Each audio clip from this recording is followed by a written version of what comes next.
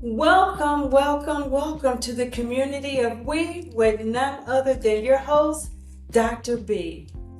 I am super excited that you have decided to join me today, and we're going to jump right into some amazing things.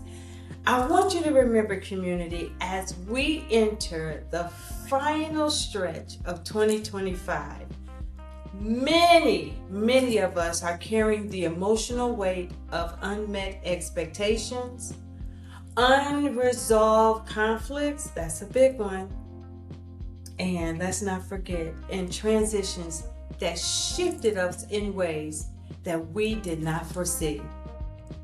You know, community, now I want you to remember, before I get started, I want you to click that button and like and subscribe and share so that anyone that you may know may need this as well as you, they will get the help that they need. I want to tell you that today's episode, we are going to be grounding ourselves in truth and acknowledging what this year has taken as well as what it has taught. Today's episode, community, just thinking about it, I'm super excited. It is about reclaiming your emotional center. Very important.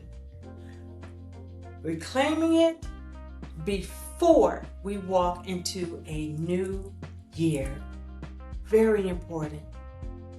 You deserve clarity, peace, and a renewed sense of self. You really do. Now I want to jump right into the emotional weariness, because you know what? Emotional weariness, it is real. Community, emotional weariness is like the psychological impact of cumulative stress. Think about that for a minute. We know what stress can do to our bodies.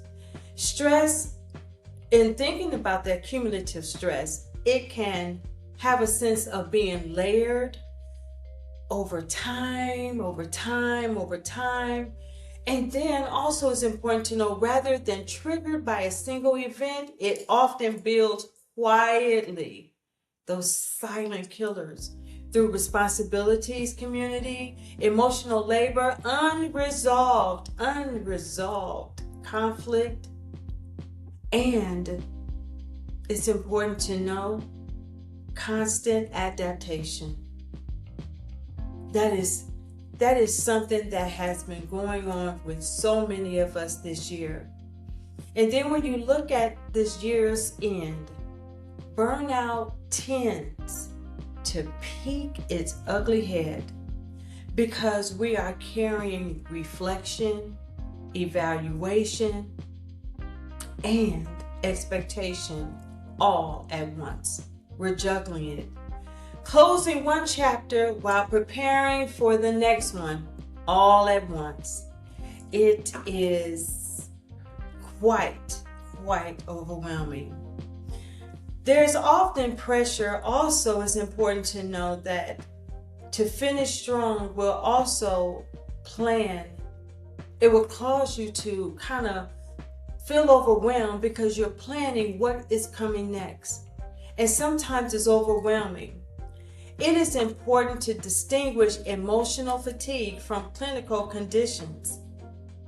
It's also major to remember that comes along with depression and anxiety disorders. Emotional weariness may include irritability, low motivation, and emotional numbness, but it often fluctuates and improves with rest. We need our rest, community. It is so important that it is prioritized 100%. Also, boundaries is important. We need to begin to set boundaries and support, understanding who is our support system. Clinical concerns tend to be more persistent, impairing, and pervasive.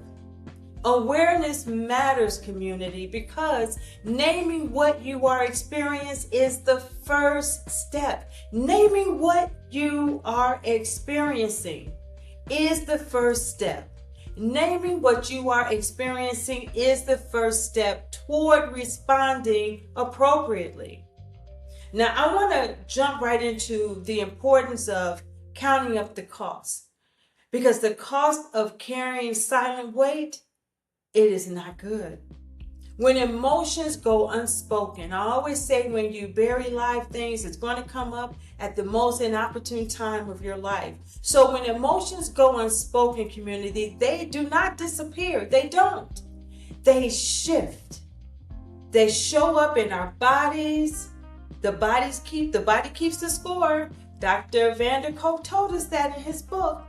It shows up in our tone and also in our relationships.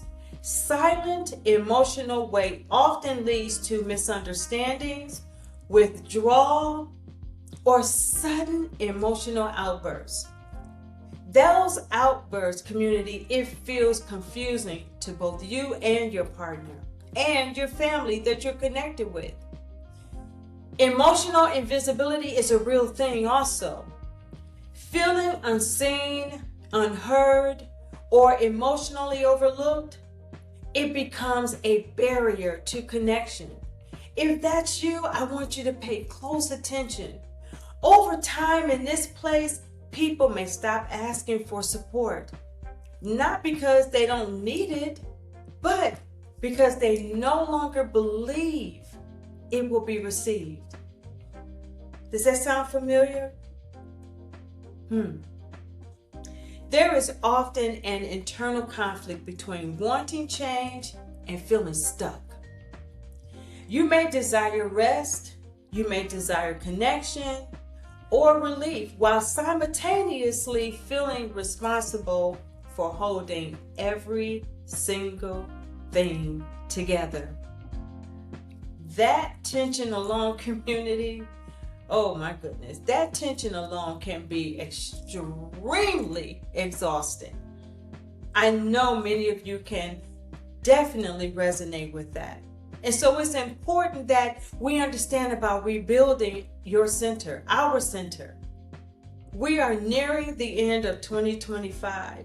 And I want you to remember, community, that recentering does not require a dramatic reset. It begins with small, intentional practices that signal safety back to the nervous system. I'm going to let you resonate on that for a minute. It begins with small, intentional practices that signal safety, community, back to the nervous system, the central nervous system. Breath work is one of the fastest ways to support emotional regulation. A slow inhale in through the nose, followed by an extended exhale, tells the body that it can soften. You are not solving anything in that moment. You are stabilizing. Remember that. Somatic grounding practices help you also, community, to reconnect you to the very present moment. I mentioned this in a podcast earlier, remembering that the pain of your past is punishing your present and paralyzing your future. Remain present. This might include placing your feet flat on the floor, noticing physical sensations, or gently pressing your hands together. These practices anchor you back into your body when your mind feels overloaded. We are learning to make sure that we are doing this shift as we are nearing the end of 2025. Internal reframing is also essential, community. One powerful question is, does this belong to me? Not every emotion or responsibility or expectation you are carrying is yours to hold.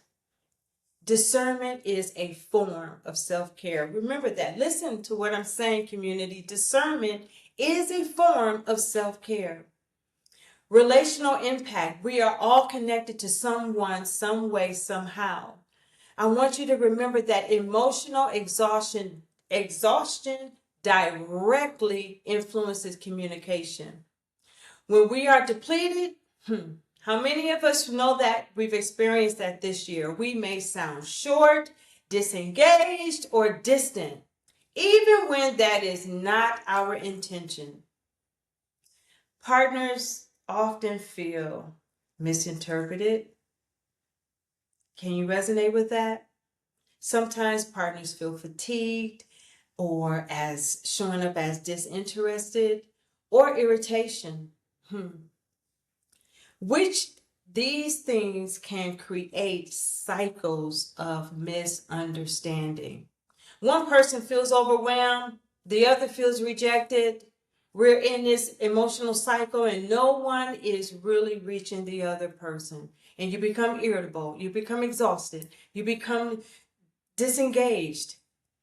Emotional honesty is so important. So naming the tiredness, naming the stress, or naming the emotional overload without blame, that can be deeply healing. I can't express how deeply healing that is. Saying, I am worn down and I need support invites connection more effectively than silence or shutdown. So, I'm going to always give you some actionable tips. That's so important. So we're going to focus today on centering reset. Now, what this looks like, you're taking 3 slow, intentional breaths. On each exhale, you're going to allow your shoulders to drop. Then name the emotion you are carrying without judging it, just simply acknowledging it. Remember that. 3 slow breaths, allowing your shoulders to drop. Then you're going to name the emotion you are carrying without judging it, simply acknowledging it. Permission to slip exercise. This is important. The permission to slip exercise community is writing one sentence that begins with, I release. For example, I release the pressure to have everything figured out right now. I release it. This is not avoidance, it is emotional permission. Relationship reflection is so important as we're nearing the end of this year. I want you in your relationship or ships to identify one emotional need that you have not expressed this entire year. Ask yourself, what am I needing? Ask yourself that. And what has kept me from naming it? What am I needing and what has kept me from naming it? Awareness community is the beginning of relational clarity. So important. So community, I want you to know, as we close today, I want you to remember this. You are allowed to pause, breathe, and reclaim your emotional space before community stepping into 2026. It is so important. Every single thing you have endured has truly shaped you, but it does not define the next chapter. Remember that. So if this message resonated with you, please, like I mentioned in the beginning, please share and like and subscribe so that not just you can benefit from this, but others can also begin their healing journey with us. This is the community of we, and again, I am Dr. B, reminding you that healing begins with truth, and community, truth begins with you. Until next time.